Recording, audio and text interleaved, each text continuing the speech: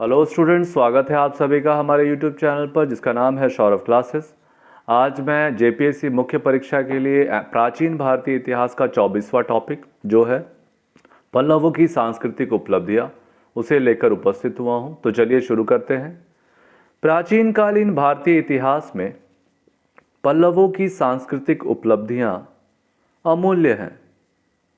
इनके योगदानों से एक परिपक्व और धनी दक्षिणी संस्कृति का विकास संभव हुआ। इस संस्कृति का प्रभाव इतना व्यापक था कि यह दक्षिण पूर्व एशियाई देशों के लिए यह अनुकरणीय साबित हुई। इस काल में कला, साहित्य और शिक्षा के क्षेत्र में काफी प्रगति हुई। वास्तुकला के क्षेत्र में पल्लवों ने सुदूर दक्षिण में द्रविड़ शैली के मंदिरों का निर्माण आरंभ किया। यह मंदिर कांचीपुरम, महाबलीपुरम, तंजौर तथा पुडुकोराई प्रदेश में पाए जाते हैं। इन पल्लव मंदिरों की विशिष्टता यह है कि प्रारंभ में मंदिर काष्ठकला और कंदरा कला के प्रभाव को दिखाते हैं, किंतु बाद में मंदिर इस प्रभाव से मुक्त थे। वास्तुकला की काष्ठ एवं कंदरा कला के प्रभाव से यह मुक्ति पल्लव कला की महत्वपूर्ण उपलब्धि थी। इस काल में निर्मित सभी मंदिर एक प्रकार के नहीं थे। अपनी विभिन्नताओं के आधार पर इन मंदिरों का वर्गीकरण अलग अलग शैलियों के अंतर्गत किया जाता है। मंदिरों की मंडप शैली, जिसमें स्तंभयुक्त एक बारामदा तथा अंदर की ओर खोदकर बनाए गए एक दो कमरे होते थे, महेंद्र वर्मन प्रथम के काल में आरंभ होने के कारण यह महेंद्र वर्मन शैली कहलाती है। इन मंडपों की तुलना में अधिक विकसित एवं अलंकृत मंडप जैसे वराह, महिष तथा पंच पांडव मंडप एक तथा एकाश्मक रथ मंदिर जो कि महाबलीपुरम में नरसिंह वर्मन प्रथम के काल में बनवाए गए मामल शैली के शानदार उदाहरण हैं। सप्त पैगोडा के नाम से विख्यात एकाश्मक रथों की संख्या 8 है तथा उनका विकास बौद्ध विहार एवं चैत्यों से हुआ। इस वास्तु का ऐतिहासिक महत्व है। इन्हीं आयताकार भवन खंडों से के ढोलाकार छतों वाले शिखर और त्रिकोण गवाक्षों के ढांचे पर बाद में गोपुरम का निर्माण हुआ।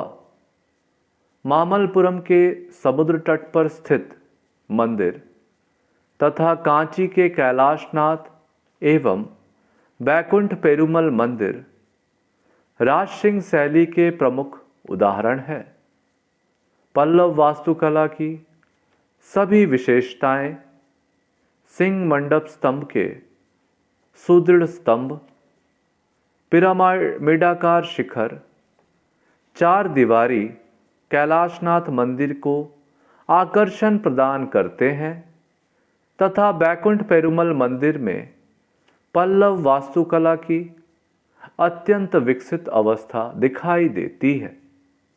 नंदीवर्मन शैली पर बनाए गए लघु आकार के मंदिरों की एकमात्र विशेषता स्तंभ शीर्षों का विकसित होना है, अन्यथा ये मंदिर पूर्ण रूप से ओज रहित हैं। वास्तुकला के विकास से मूर्तिकला के विकास को भी प्रोत्साहन मिला।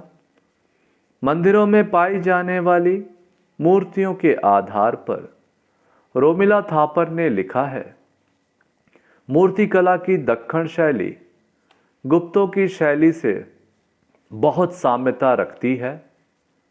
पल्लव मूर्तिकला बौद्ध परंपरा की अधिक ऋणी है और कुल मिलाकर आकृति में अधिक विशाल और तथा रेखीय है, जिसमें अलंकरण की वैसी प्रकृति नहीं है जो दक्कन मूर्तिकला में बहुत प्रारंभ में मिलती थी।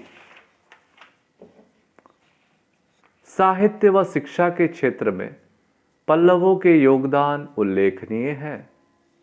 उनकी राजधानी कांची शिक्षा का विश्वविख्यात केंद्र थी। साथ ही साथ बौद्ध विहार तथा ब्राह्मण घटिकाएं भी शिक्षण कार्य कर रही थी। इनको राज्य की ओर से अनुदान प्राप्त था।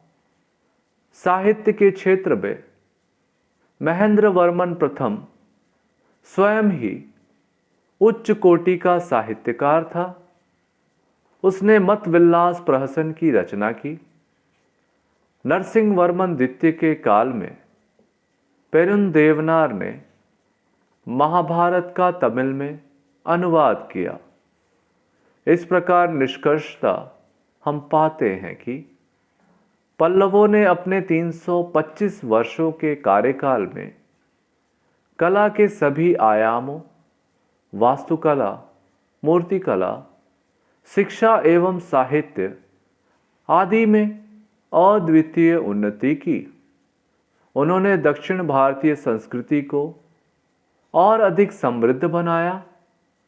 इनका व्यापक प्रभाव दक्षिण पूर्व एशियाई देशों की संस्कृति पर भी व्यापक रूप से पड़ा। इस तरह से हमारा यह विषय यहाँ समाप्त होता है। धन्यवाद।